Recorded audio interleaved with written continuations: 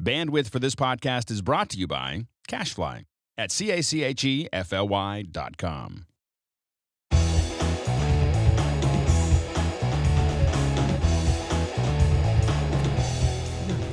It's a classic anyway. It's beautiful. Yeah, it's really nice. Maybe we should start. What's that? Yeah, maybe we should start. Okay. Welcome back to MacBreak Studio.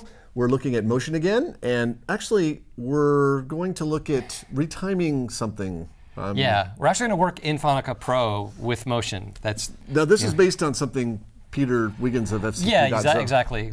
So Peter Wiggins runs the site fcp.co and about Final Cut Pro information related things. And he asked me a question, not on the site, but he sent me a question about, hey, is it possible to retime a generator? It's like, that's an interesting question. Let's see. And it didn't seem like it is, but it is. So, so that begs the question, why would you ever want to? Why would you want to do it? So let's set up some motivation and then give the answer for why you want to do it. So here I'm in Final Cut Pro 10, and I've got a graphic in my timeline that has transparency, and I want to put a background behind it. And I could make my own, but Final Cut comes with a lot of content. So I'm going to go to the generator's browser in this case, right down here. It's a little symbol right there. And there's a whole bunch of backgrounds already here. And if I kind of scroll through them, a lot of these are animated. I'm going to go down to this one called documentary, which is actually a part of a theme with all kind of elements. But I kind of like this thing, okay? So I'm going to select it and hit Q to connect it to my primary storyline. And then I'm going to drag it below that car clip. Okay, so I'm going to have that as a background. So I play that, and I've got this cool little background. Now, it's going the wrong way. Maybe I'll flip the car around the other way just so it looks like the car is moving along. So I can flop it. Isn't flop an effect? I guess it is an effect, isn't it? Because I was just going to rotate, but you can only rotate in Z and not in X and Y unless you use our 3D transform tool to do that. So I'll go to Flex Effects and just put the flop. I think it's flop, or I think they call it flip now. I think it's flop. I tried that. It didn't show up Flip, there. flop?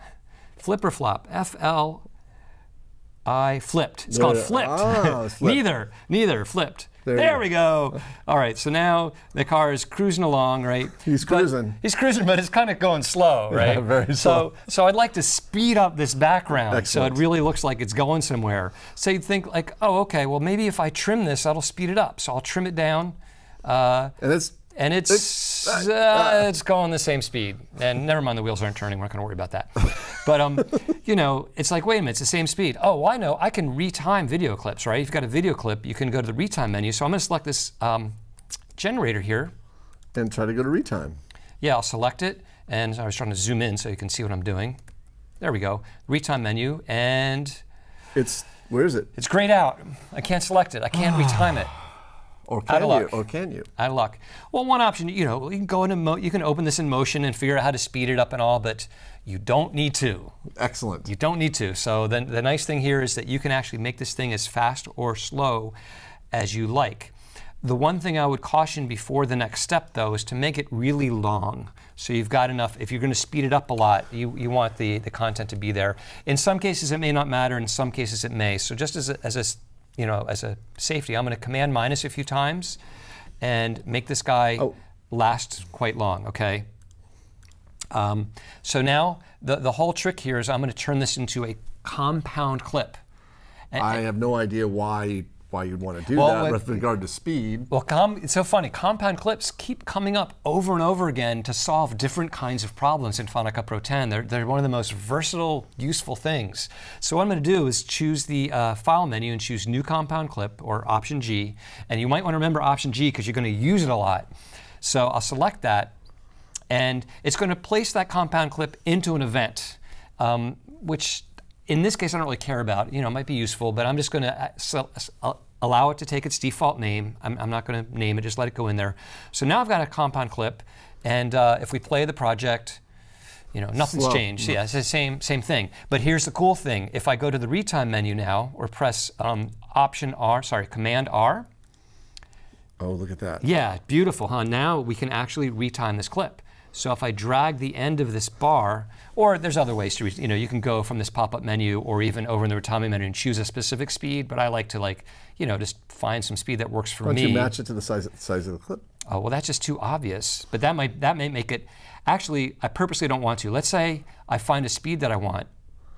Like that's the speed I want? Yeah. Okay, so now then I'll trim to the size of the clip because now I'm not changing the speed. And just to make that really clear, if I'm dragging by trimming the clip, you're not changing the speed. I'm not changing. It's staying in and out point. It's staying 412%. Notice now I can't go any further out because I've used that whole long. I made it pretty long, and I made it long enough. But I've speeded up to 400%. So now this is a quarter the length that it used to be at 100%.